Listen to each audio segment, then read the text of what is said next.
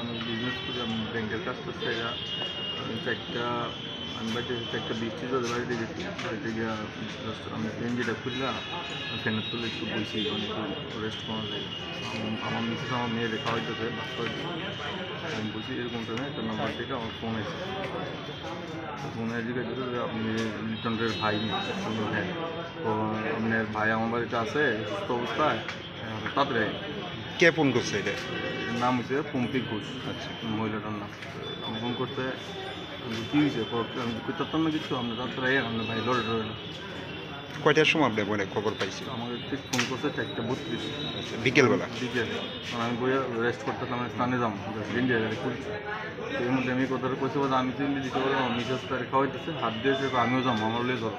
তো আমি আমার মিসেস লিয়া বাড়াইছি, আমি তো বাড়ি চিনি না, জিজ্ঞেস করবো কোন জায়গাতে।